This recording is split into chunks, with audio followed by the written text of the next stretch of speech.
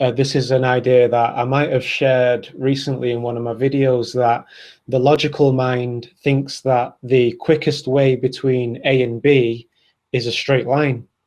Mm-hmm. But life, I found, is a meandering path. It doesn't go in a Mm-hmm. straight line. Mm-hmm.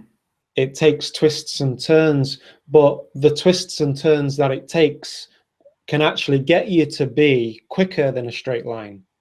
Ah, beautiful, beautiful. Like So, yeah, almost like how water would find its way down a mountain yeah. as a river. Yeah, that's right. Yeah, it knows it just takes the Yeah, natural route, the yeah, path. the natural terrain, and that will involve twists and meanders and speeding up in some places and slowing down in others. That's right.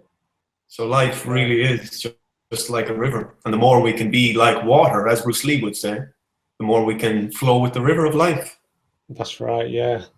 Yeah. So this I guess is the theme for me now this year, is learning to give myself over to that flow and that path of least resistance. Yeah, And yeah, I'm with you there, man. when you mention Bruce Lee, what comes to mind is how he came to the United States with nothing. He was a nobody, basically. He had nothing. Yeah, Hmm. he had a vision Mm. for what he wanted for himself and what he believed was possible. So Yeah, and he wanted to express his full potential, and he is a perfect example of somebody who was absolutely dedicated to that, and somebody who became the hero of his own story. what is it about the hero's journey that is important to you, I guess? Hmm. Yeah, I love the idea of the hero's journey. But first, I just want to say, in relation to the Bruce Lee example, Yeah, okay, Bruce Lee was a superstar, and everybody knows who he was, and he was super famous and just mind blowing exhibitionist. And that's his story. I just want to emphasize that just because he became that person, yeah. he's not like a benchmark for all the rest of us Yeah, to be like, as super amazing or yeah, famous or whatever as him. Becoming the heroes of our own stories that's might be right. very, Yeah, very different. It yeah, could it yeah. could be being, I don't know, the best in whatever job you want to do, or how you want to raise your family, or whatever you want to do in life. Mm. It's ultimately the meaning we place on it ourselves and how we feel about it in our own hearts. Yeah, definitely. Hmm. I remember watching a video of Elliot Hulse. Mm, He's a YouTuber, you know about him. very, And very much yeah, so. in one of his interviews, he was asked, what is success to you? Hmm. And he says, well, you could be a waiter in Hmm. a restaurant and be a total success if you're happy in what you're doing Hmm. and you're present with serving the people Hmm.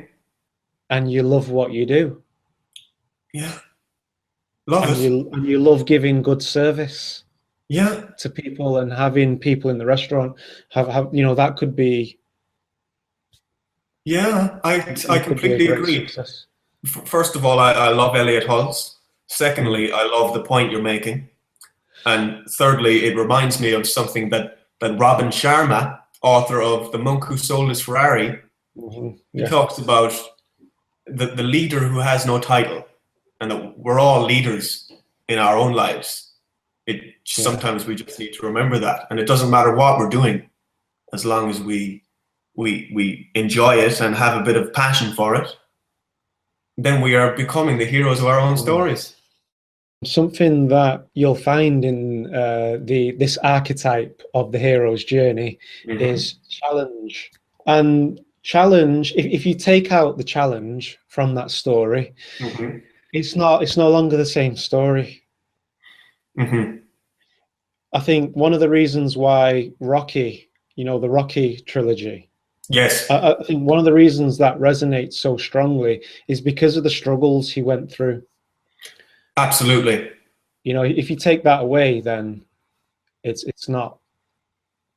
You know, if he just had an easy ride, Yeah, got in the ring, bang, knocked everybody out, you know, it just wouldn't be the same thing, would it? So it, exactly, exactly. I love the point you're making, that in every hero story there are going to be inherent challenges along the way, and they can show up in all different ways. It could be external circumstances, or it could be internal demons that a person has to face and conquer, such as fear, or perhaps mm, wounding from their childhood that's actually unconsciously holding them back, or it could really be anything there. But the bottom line is there are going to be inherent challenges and struggles, but they are necessary in order for us to transform into the people that we were born to be.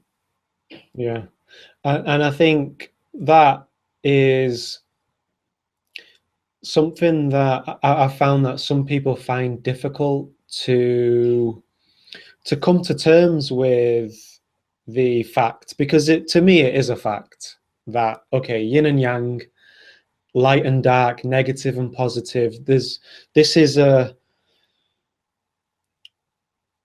realm of polarities, Mm-hmm.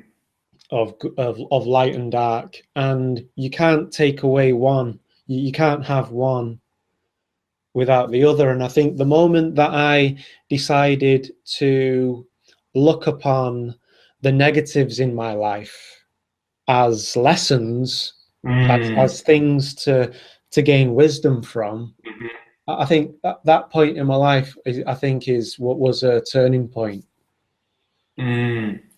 for me. I love it. I love it.